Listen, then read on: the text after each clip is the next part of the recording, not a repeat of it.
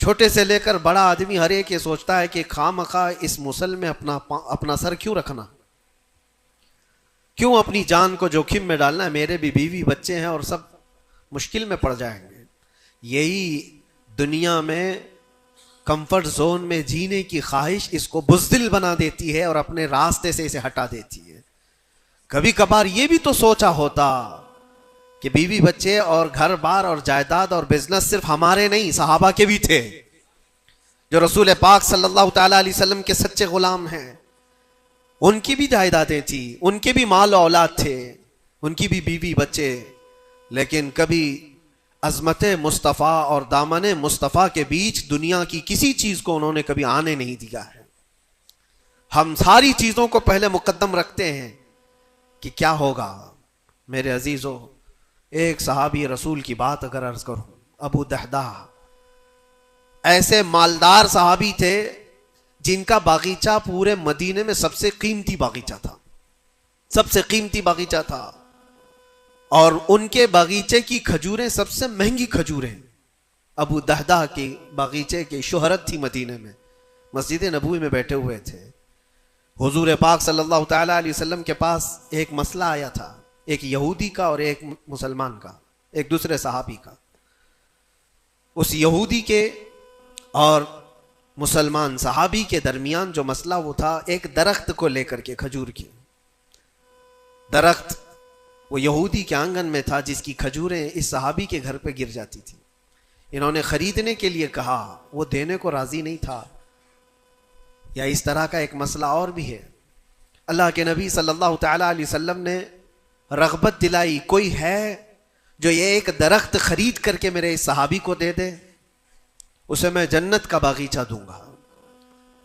تو اس وقت ابو دہدہ کھڑے ہوئے، کہا یا رسول اللہ صلی اللہ تعالی علیہ وسلم، میں سودا کروں گا اس یہودی سے، ایک ہی درخت تھا اس کے آنگن میں۔ اس سے کہا کہ کتنے میں تو یہ درخت بیچے گا؟ میرے نبی کی بات ہے، حضور کا فرمان ہے، میں خریدوں گا۔ اس نے کہا میں بیچنا نہیں چاہتا اس کی قیمت، کیونکہ اسے پتا تھا ان کی کمزوری ہے۔ ابو دہدہ نے کہا کیا تجھے پتا ہے مدینے، اوالی مدینے میں ابو دہدہ کا باغیچہ؟ کہا اس کو کون نہیں سنا ہے، مدینے کا ہر بچہ جانتا ابو دہدہ کے باغیچے کی شہرت۔ کہا اگر میں وہ باغیچہ اس درخت کے بدلے دے دوں تو کیا تو یہ درخت مجھے دے گا؟ اس نے کہا یہودی نے پاگل ہو گئے ہو، کیا بات کر رہے ہو، ایک درخت کے بدلے وہ اتنا قیمتی باغیچہ جس کی کھجوریں پورے مدینے میں مشہور ہوں؟ ابو دہدہ نے کہا اس باغیچے سے زیادہ قیمتی میرے مصطفیٰ کا فرمان ہے، میرے لیے نبی پاک کی عزت اور ان کی حرمت اس سے کئی زیادہ بڑھ کر کے ہے۔ اس یہودی نے کہا کون نہ کہے گا سودا، اگر تم صحیح میں مجھ سے مذاق نہیں کر رہے ہو تو ابھی میں یہ درخت دیا اور باغیچہ دو۔ ابو دہدہ نے کہا تو نے ابھی دیا، میں نے بھی یہیں سے دے دیا، باغیچہ بیچ دیا اور ساری چیزیں یہیں پر طے کر کے اپنے باغیچے پر آتے ہیں، باہر دروازے پر کھڑے ہیں، باغیچے کے پھاٹک پر ان کی بیوی ان کی بچے، گھر اندر بنا ہوا ہے باغیچے کے اندر جو ٹھنڈی حاصل کرنے کے لیے خوش نما، باغیچے کے اندر خوش نما محل بنا ہوا ہے۔ دروازے کے باہر سے ابو دہدہ پکارتے ہیں یا ام دہدہ، اپنی بیوی کو باہر آ جاؤ، باہر آ جاؤ اپنے بچوں کو لے کر۔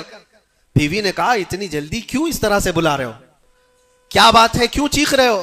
ابو دہدہ نے کہا یہ باغیچہ بک گیا ہے، اب ہمارا نہیں ہے، باہر آ جاؤ۔ عورتیں کبھی کسی چیز کو دینے دیتی ہیں، گھر کی کوئی چیز بک جائے عورت راضی ہو جائے، لیکن وہ عورت عام عورت نہیں، رسول اللہ کی صحابیہ تھی۔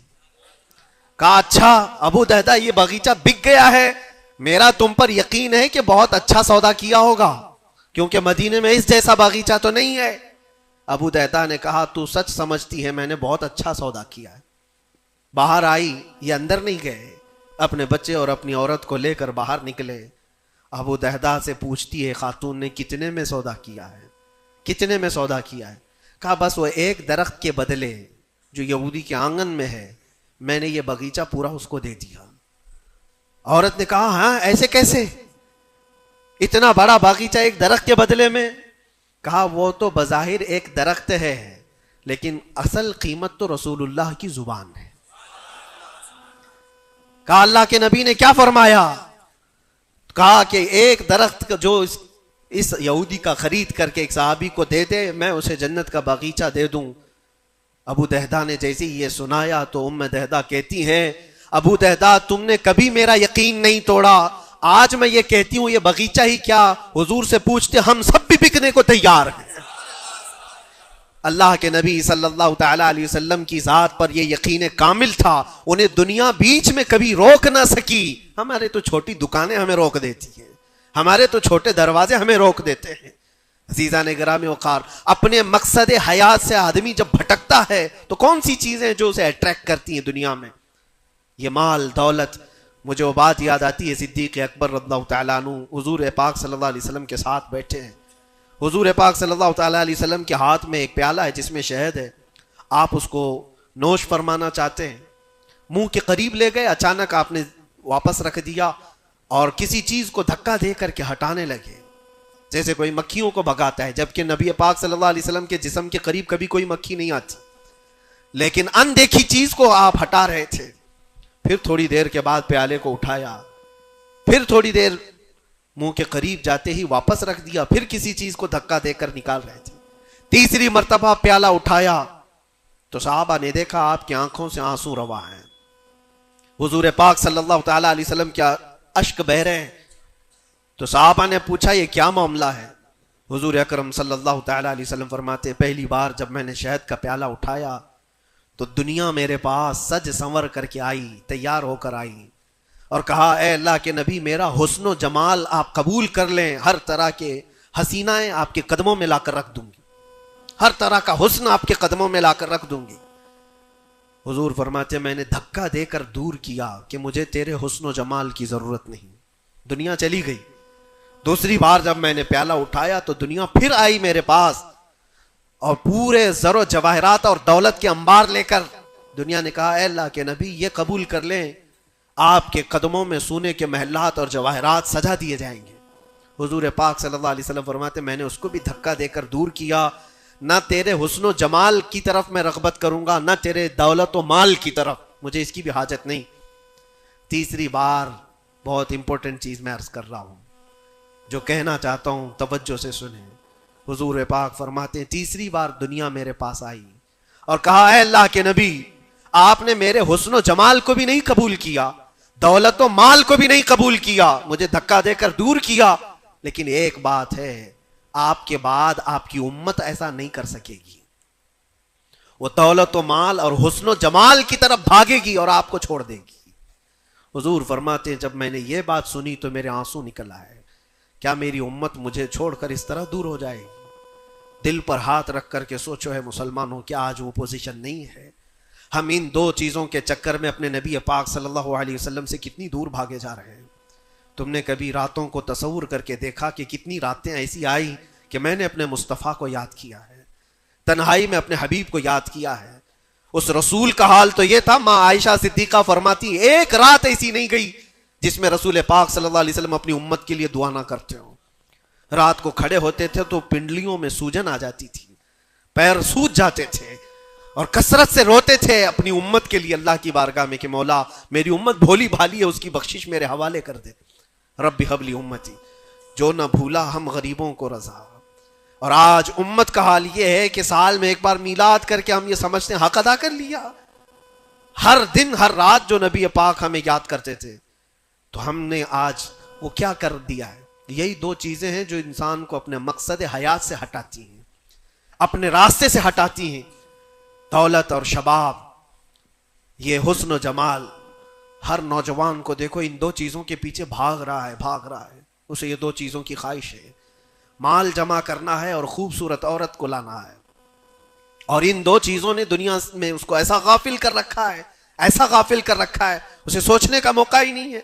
جب اس کے سامنے کہا جائے تیرے نبی پاک کی عزت کی بات آئی ہے، کہا وہ دیکھ لیں گے، مولانا لوگ تو ہیں نا، علماء اکرام اپنا کام کریں گے، کل قیامت کے دن کیا منہ لے کر کے حضور کی بارگاہ میں کھڑے ہوگے؟ کس منہ سے حضور کی بارگاہ میں کھڑے ہوگے کہ میری سفارش فرما دیں اے اللہ کے نبی؟ کس منہ سے حضور کی بارگاہ میں آئیں گے کہ اے اللہ کے نبی میری شفاعت کر دیں؟ کیا اس بات کا احساس نہیں ستاتا کہ اللہ کے نبی اگر مجھے پوچھیں تو اسی جگہ سے آتا ہے جہاں روز مجھے گالیاں دی جاتی تھی، اور تو سن کر کے کباب کھایا کرتا تھا، تو روزانہ اپنی مستیوں میں مست تھا۔ اٹھو وہ گر نہ حشر نہ ہوگا پھر کبھی، دوڑو کہ زمانہ چھال اپنی چل گیا۔ آج تمہیں میں جگانے آیا ہوں اور بیدار کرنے آیا ہوں۔ زندگی کا مقصد یہ تھا کہ اللہ اور اس کے رسول کو راضی کرو، نہ یہ کہ تم دنیا کو راضی کرنے کے چکر میں اپنے اللہ اور اس کے رسول کو بھول گئے۔ ان نوجوانوں سے میں کہتا ہوں جو رات رات بھر تم اپنے دوستوں کے لیے گزارتے ہو، تم اپنے ماں باپ کو چھوڑ کر کے چلے جاتے ہو، اور ان دوستوں کے چکر میں اپنا مال بھی بہایا، وقت بھی گنوایا، لیکن حاصل کیا ہوا پتہ ہے؟ قرآن میں 19ویں پارے میں اللہ تعالیٰ فرماتا ہے بہت سارے ایسے لوگ ہوں گے جو صرف اس لیے دوزخ میں جا رہے ہوں گے کہ ان کے دوست برے تھے۔ یا ویلتا لیتنی لم اتخذ فلانا خلیلا، وہ پکارے گا اے کاش میں فلاں کو دوست نہیں بنایا ہوتا تو آج دوزخ میں نہیں جا رہا ہوتا۔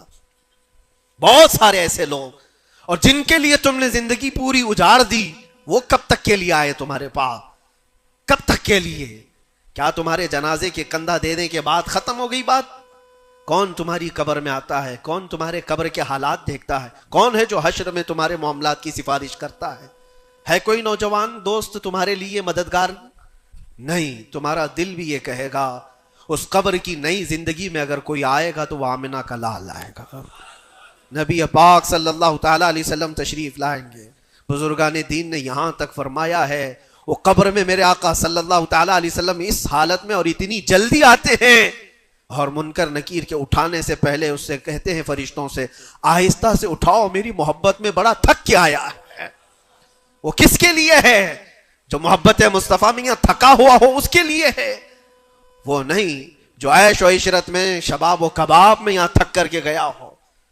وہاں پر بھی بزرگوں نے فرمایا قبر میں حضور پاک صلی اللہ تعالیٰ علیہ وسلم کچھ لوگوں کی، کچھ مومنین کی قبر میں ایسے بھی حالات ہوں گے کہ جب فرشتے اس کو اٹھا کر جھنجھوڑ کر پوچھ رہے ہوں گے بتا ان کے بارے میں کیا کہتا تھا دنیا میں، حضور اپنا چہرہ پھیر لیں گے۔ حضور فرماتے ہیں خبردار میری طرف مت دیکھنا، اس لیے کہ دنیا میں تجھے میرا چہرہ پسند نہیں تھا، جس کو پسند کرتا تھا اس کو آج بلا لے۔ تمہارے پاس کوئی اور آپشن رہ جائے گا قبر میں بلانے کے لیے کسی کو؟ اپنی زندگی کا مقصد سمجھ لو۔ جتنے لوگ ڈائیورٹ کرتے ہیں ادھر ادھر، ان کی طرف توجہ نہ کرو۔ کبھی آپ گاڑی چلا رہے ہو، جو لوگ گاڑی میں بیٹھے ہو ان کو اچھی طرح سے معلوم ہونا چاہیے، اگر یہاں سے نکلیں آپ پونا جانا چاہتے ہیں، تقریباً 150-200 کلومیٹر کا فاصلہ ہے، راستے میں بہت سارے مناظر آتے ہیں، بہت سارے اچھے منظر دیکھنے کو ملتے ہیں، کبھی پہاڑیاں ہیں، کبھی درخت ہیں، کبھی جھیل ہے، کبھی کچھ ہے، کبھی کچھ ہے۔ تو کیا اس راستے پہ گزرتے ہوئے جو چیز اچھی لگ جائے وہیں رک جاتے ہو؟ تمہیں پتا ہے نہیں مجھے تو پونا پہنچنا ہے 2 گھنٹے کے اندر، میرا راستہ آگے، میری منزل آگے ہے۔ جتنے درخت آئے خوبصورت دیکھ لیا چل پڑا، پہاڑ آئے دیکھ لیا چل پڑا۔ دنیا کا سفر ایسی ہی ہے، جتنی چیزیں شہوتیں تمہیں اپنی طرف بلاتی ہیں، اگر نظر پڑ گئی تو نیچے کرو اور آگے بڑھ جاؤ۔ تمہاری منزل یہ شہوتیں نہیں ہیں، تمہاری منزل تو اللہ کے نبی کے ساتھ جنت میں جانا ہے، تمہاری منزل وہ ہے۔ اور جو اپنی منزل کو نہیں پہچانا ہے وہ یہیں پر ڈائیورٹ ہو کر کے رہ جاتا ہے۔ اپنے اصلی مقصد پر کامیاب ہونے کے لیے ایک فارمولا میں آپ کو بتاؤں، کیسے بھی حالات ہو۔ کچھ لوگ یہ سوچتے ہیں کہ زندگی میں حالات بدل گئے، گناہوں کی طرف چل پڑے، کبھی خواہشات نے انگڑائیاں لی، میں نفس کا شکار ہو گیا، فلاں کام کر لیا، فلاں کام کر لیا۔ کون انسان ایسا ہے جو خطا نہیں کرتا؟ انسانوں میں خطا ہے، نبیوں کو چھوڑ کر، لیکن میرے عزیزوں اس کا مطلب یہ نہیں ہے کہ تم مایوس ہو کر کے انہی کاموں میں لگ جاؤ۔ کل کی رات ہی میں دیکھ رہا تھا، یہ موبائل جو تمہارے ہاتھ میں ہے بہت ساری نصیحت کر جائے گا تمہیں۔ موبائل اپنے ہاتھوں میں لیے رہتے ہو، کوئی بھی آج شاید اس موبائل سے خالی نہیں ہے۔ آپ کو پتا ہے اس موبائل کا اصلی مقصد کیا ہے؟ کیوں بنایا گیا اس کو؟ فون، رابطہ کرنے کے لیے ایک دوسرے کے، یہی بیسک اس کا مقصد، جو بنیادی مقصد ہے وہ یہ ہے کہ آپ کسی سے رابطہ کرنا چاہیں گے، نمبر لگائیں گے، ادھر چلا جائے گا اور آپ بیٹھ کر بات کر لیں گے۔ یہی بیسک مقصد تو یہ ہے، یہ بنیادی مقصد ہے اس فون کا۔ میں یہی سوچ رہا تھا یہ فون آج بھی اتنا عقل مند ہے، یہ اپنے بیسک مقصد کو جانتا ہے، لیکن دنیا میں ترقیات کے آتے آتے اس میں بہت ساری چیزیں ایڈ ہو گئی۔ موبائل کے اندر پھر کیلکولیٹر بھی آ گیا، موبائل کے اندر پھر فوٹو لینے کا کیمرہ بھی آ گیا، ویڈیو بھی آ گئے۔ اب اس کے بعد چلتے چلتے اب تو سوشل میڈیا پورا آ گیا. اب سوشل میڈیا کی سائٹس بھی آپ کنٹینیو کھول کر کے بیٹھے رہتے. ایک بات مجھے بتانا, سب جانتے ہیں آپ فیس بک دیکھ رہے ہو, انسٹاگرام دیکھ رہے ہو, واٹس ایپ کھولے ہوئے ہو, یا یوٹیوب میں کوئی ویڈیو بھی دیکھ رہے ہو, کچھ بھی کر رہے ہو, لیکن اگر کسی دوست نے آپ کے فون لگایا تو یہ ساری چیزیں بند کرتا ہے اور پہلے گھنٹی بجا کر بتاتا ہے تمہارا فون آیا ہے. موبائل اپنے کام پہ ہے, اس کا اپنا بنیادی مقصد وہ چھوڑا نہیں ہے.